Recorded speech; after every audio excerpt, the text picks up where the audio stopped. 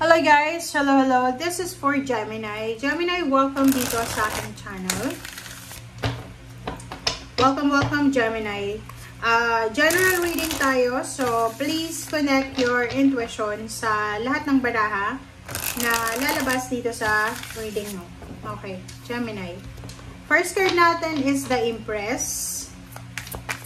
Okay, kumuha tayo ng isa pang baraha. This is number 3. Empress energy, number 3. Gemini. Alright. Oh, wow. Magician. Okay. So, Gemini, there's a magician, there's an empress. So, sinasabi ng baraha sa'yo dito, this is number 1, number 3. So, 3 plus 1 is 4.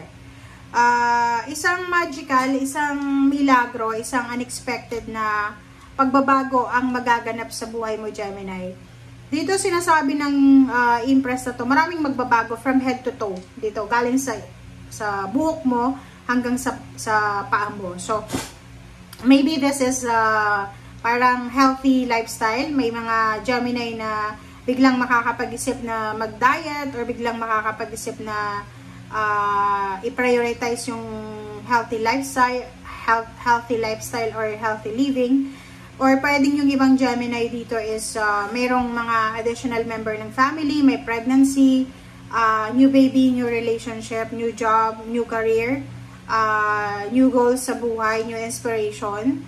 And sobrang inspired ka dito. So, sinasabi ng baraha sa'yo na kung ano man tong pagbabago na unexpected na darating sa'yo, Gemini, ito ay magdadala sa'yo ng sobra-sobrang satisfaction. Okay? Comment down below if you resonated. It's either dito, isang unexpected na travel ang mangyari. Pwedeng may isang tao na reregaluhan ka niya ng travel ticket or travel, like for example, isasama ka niya sa international travel or sa kung ano pa man. Meron din dito, since this is magician, isang pagkakataon, isang napakabilis na pagkakataon or sitwasyon, Gemini, ang kailangan mong bigyan ng focus. Like for example, kailangan mong lumipat ng bahay, kailangan mong lumipat ng lugar, because of the new beginnings na parang ginagawa mo. So, halimbawa, gusto mong magkaroon ng, like for example, mataas sa sweldo or ma-promote ka sa trabaho, pero kailangan mo lumipat ng bahay, parang ganun. So, or lumipat ng lugar. So, eto siya. Okay? Okay. Alright, Gemini.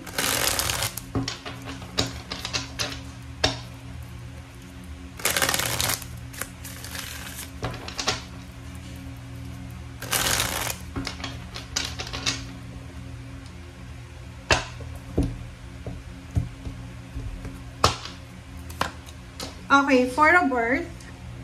First card natin is 4 of Earth and 7 of Water. Knight of Earth. 8 of Fire. Oh, 8 of Fire, Magician is resonated sa bawat isa. And sa ilalim mo, Gemini, is Wise Counselor. This is belonging, learning, and tradition. Okay, Gemini, first card natin dito is 4 of Earth and 7 of Water. This is Earth signs energy. This is Water sign. This is Earth sign. So, sinasabi ng baraha sa'yo, yung Knight of Earth, dito sinasabi na there's an incoming, like for example, yun nga, job offer, incoming inspiration na posibleng makatulong sa'yo para makaipon ka ng pera. Like, halimbawa lang, may mga Gemini na may trabaho ka na, pero parang hindi ka pa komportable sa sweldo mo. Yung parang hindi ka pa masyadong, komportable, hindi ka pa masyadong masaya sa sweldo mo. Pero, gusto mo mag-stay dyan sa trabahong yan. So, nakikita ko sa'yo dito na possible ka na, pwedeng gagamitin mo yung social media, gagamitin mo yung internet para makakuha ka ng mga parang extra income. And nakikita ko sa'yo dito na mayroon ditong Gemini na focus sila sa pagsisave ng pera. Yung parang normal yan sa Gemini ha. Normal sa Gemini yung matipid. Normal sa Gemini yung pinag-iisipan muna nila bago sila gumastos. Yung parang mahirap sa kanila na gumastos. And sa baraha mong ito, ano man to na plano mo sa buhay, especially kung magtitipid ka, hindi yan masama kasi makakatulong yan sa'yo para mabago yung takbo ng buhay mo or mas lalo pang maging blessed ka, maging successful ka. Eight of Fire, Strength, and Ace of Fire. So, dito sinasabi na isang napakabilis na opportunity, like good news, makakatanggap ka ng good news, Gemini. It's either from fire sign Leo, Aries, Sagittarius, or maybe nga from water sign or any zodiac signs na tutulungan ka. Dito sinasabi ng barahan na itong mabilis na to na offer, as either job offer, career change, or any offer siya na pwede makatulong sa finances mo or even sa kung ano man na pinoproblema mo sa ngayon. Sinasabi ng baraha sa'yo na sobra-sobra kang magiging parang successful dito. Okay? Baka yung iba ina-underestimate ka sa kung anong ginagawa mo ngayon. Like, may nakikita ko, parang nag-fishbowl lang siya dati parang ganon. And then, sa labas lang siya ng elementary school, nag-fishbowl. And lahat ng tao, pinagtatawanan siya. Bakit? Kasi siya ay graduate siya. Graduate siya ng parang siya, yung kumuha siya ng, yung gusto niyang mag-attorney, gusto niyang maging abogada, parang ganon. Kasi yung vendor na yon ng fishbowl ay siya, LGBT. So, parang yung kinuha niya, yung parang wala siyang maraming pera para magtuloy-tuloy talaga sa law. So, nagsimula siya sa pinakamababa, parang ano bang tawag doon? Political science, yun. Kumuha siya ng political science. Graduate siya ng 4 years ata yun. And, alam niya sa sarili niya, wala siyang pera. So, sa umaga, nagtitinda siya ng fishbowl. Sa gabi, nag-aaral siya. And, maraming tao, yung parang minamak siya. Diba? Pinagtatawanan siya. Criticize siya. Kasi sinasabi, useless, yung ganyan. Alam niya na mahirap siya, pero ang taas ang pangarap niya, ganyan-ganito. And, after how many years, pumasa siya, first take sa bar exam.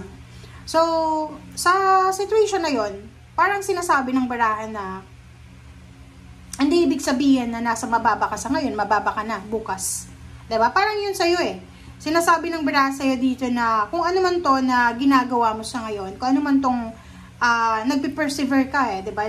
Like for example, nag-aaral ka, nagte-training ka, nagsiseminar ka, or alam mo na kulang ka sa skills, gumagawa ka ng paraan para madagdagan yung skills mo, kahit maraming tao yung pinagtatawanan ka, okay lang yan. Okay? Okay lang yan. Kasi Gemini, sinasabi ng baraha, yung perseverance mo, yung courage mo, yung compassion mo, yung pagiging assertive mo sa buhay, yan yung magdadala sa'yo ng luck, progress, and change. And completion, satisfaction. Okay.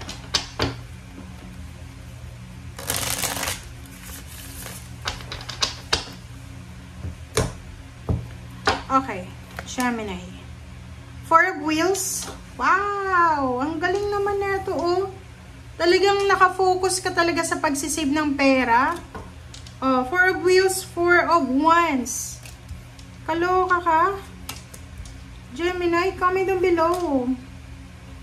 Tingnan mo nga naman, Tapos sa ilalim na ito, Queen of Wheels. And then Two of Wheels, So, parang sinasabi sa'yo, Gemini, na talagang assertive ka Parang alam mo sa buhay mo, alam mo sa sarili mo, eto yung gusto ko Walang sino man ang makakapigil sa'yo. Double confirmation, Four of Wheels, Four of Earth. Sinasabi na sobra-sobra yung pagtitipid mo. Kailangan mong mag-ipon. Kailangan mong kontrolin ang iyong spending. Kailangan mong paghandaan ang rainy season para sa buhay mo. So, nakikita ko sir dito merong mga Gemini na maybe you're saving money for construction ng pangarap mo talaga. Like construction ng pangarap mong bahay, pangarap mong travel, pangarap mong relationship, pangarap mong kasal. Okay? And dito naman sa usaping relationship, nakikita ko sa'yo dito na mag-iingat ka, Gemini, kasi possible na in a relationship ka, it's either in a relationship ka na may isang tao na gustong sulutin ka, pwedeng gustong agawin yung karelasyon mo, or maybe ikaw ito na gustong agawin sa kanya, sa karelasyon mo.